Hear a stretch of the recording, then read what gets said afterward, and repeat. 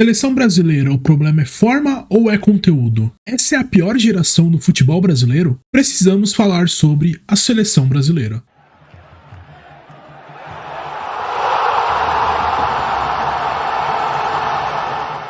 Olá, eu sou o Eric e esse é o Precisamos Falar sobre Futebol Clube.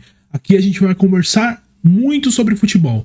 Então já curte esse vídeo e se inscreve no canal para você não perder nada. A seleção brasileira foi eliminada para o Uruguai nos pênaltis, em um jogo pouco inspirado, onde mesmo tendo um jogador a mais por 20 minutos, pouco conseguiu criar e gerar perigo contra o Uruguai. E a eliminação é só o último detalhe em uma competição onde a seleção pouco produziu ou encantou. Isso gera muitos questionamentos sobre o futuro do futebol brasileiro. Seria essa a pior geração de futebol?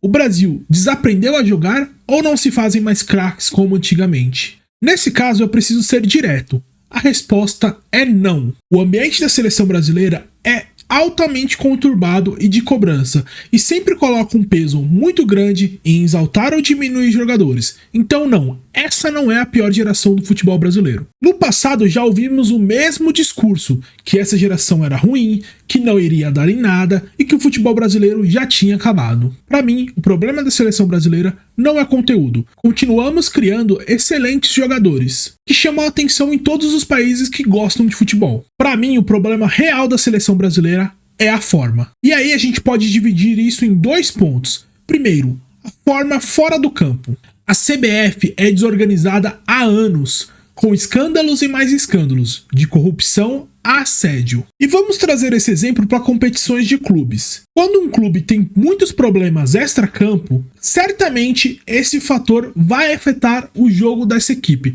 vai afetar essa equipe dentro de campo. E aí a gente tem que se perguntar, por que na seleção brasileira seria diferente? E de várias maneiras, o problema não é apenas os jogadores. E aí temos que fazer algumas perguntas. Qual é a melhor geração? A de 2002 ou a de 2006? A de 94 ou a de 82? Porque no fim, a boa geração é aquela que venceu.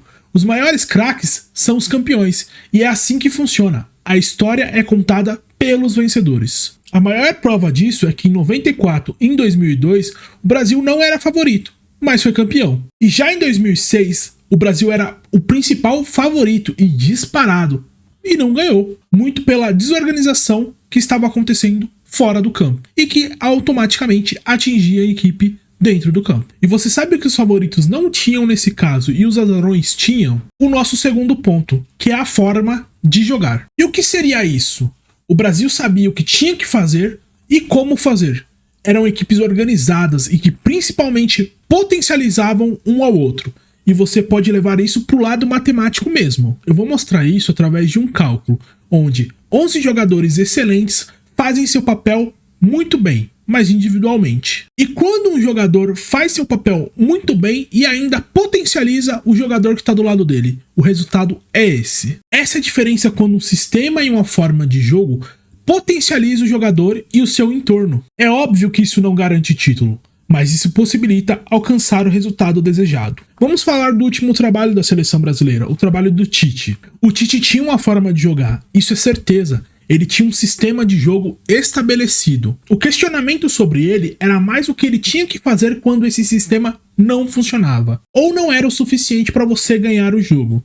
Nesse caso, você tem duas possibilidades. A primeira é você contar com outros jogadores que possam agregar ao grupo, para mudar essa forma de jogar e potencializar a equipe de uma outra forma. E esse foi um dos principais problemas do Tite em 2018 e 2022. Levar nomes que eram de confiança dele, mas não potencializavam o modo de jogar da seleção brasileira. E por que isso? A gente precisa entender que futebol é momento. Jogadores que estão em uma fase boa podem trazer esse momento para dentro da seleção. Você deixar um jogador de fora por causa de um nome em que não está em boa fase, não costuma te trazer vantagens. A segunda opção de resolver esse problema da forma é você ter o craque. Quando essa forma não é suficiente, o jogador diferenciado precisa aparecer e fazer o que se espera dele, que é resolver. Ele é responsável por desequilibrar as partidas e fazer com que o sistema que já é potencializado suba mais um degrau. Acho que de todos os modelos que a gente pode citar, o da Copa de 2002 é o principal. O sistema e a forma de jogar potencializavam os jogadores que estavam juntos. Uma formação de 3 zagueiros para liberar 2 laterais que tinham muito poder ofensivo, mas sempre tiveram problemas defensivos. Um meio de campo com 2 volantes que marcavam muito em toda a faixa do campo. E principal de tudo, os 2 jogadores que viraram titular nessa Copa do Mundo, eles não eram a primeira opção, eles ganharam a posição de maneiras diferentes. Lembra que eu falei um pouco atrás sobre o técnico renunciar às suas preferências? Cleberson e Gilberto Silva são a prova viva que isso é essencial. Como diz o ditado, o campo grita. E aí as convicções caem. E você sabe por que 2 volantes em um sistema que já tinha 3 zagueiros? Para você potencializar os seus craques. Você dava a Rivaldo, Ronaldinho Gaúcho e Ronaldo Fenômeno a liberdade de decidirem no último terço do campo. Isso não diminuía a importância tática deles, mas os deixavam mais livres para ofensivamente desequilibrarem em um sistema que foi feito para isso. E o resultado foi o melhor possível. O Brasil saiu campeão. Mas na seleção brasileira, isso mudou há algum tempo. A estratégia é contar com a individualidade, deixar que o craque resolva sozinho. Mas será que o sistema de jogo é feito para que esse jogador diferente possa realmente resolver? Outros pontos, você tá levando o jogador porque gosta dele ou porque realmente o momento dele é bom? Em torneios de curto prazo, dificilmente você tem tempo de recuperar um jogador que esteja em má fase. Então para que arriscar? Você levar uma aposta é uma coisa, você levar várias apostas é contar com a sorte. E se um jogador não consegue lidar com o ego dele para entender que o momento dele não é bom, ou se ele está sendo útil nesse sistema de jogo, esse jogador não deve estar na seleção brasileira. E aí podemos sim falar de ego. Jogadores da seleção brasileira hoje se veem maior do que qualquer coisa. Não podem ser cobrados, não podem ser questionados, não podem ser contrariados, pois eles são craques, que em muitos casos pouco ganharam, mas a mídia deu a eles esse rótulo de craque. Então eles podem fazer o que quiserem porque eles são intocáveis. Isso acontece em clubes e também acontece na seleção brasileira. Então podemos sim criticar a imprensa por colocar eles nesse pedestal desde cedo. Vejam aí quantos futuros craques aparecem todo ano e quantos realmente são craques. Para vender manchete, você pode dar esse rótulo de craque para qualquer um, mesmo sabendo que daqui a um ano provavelmente esse nome vai desaparecer. Bons jogadores, temos vários.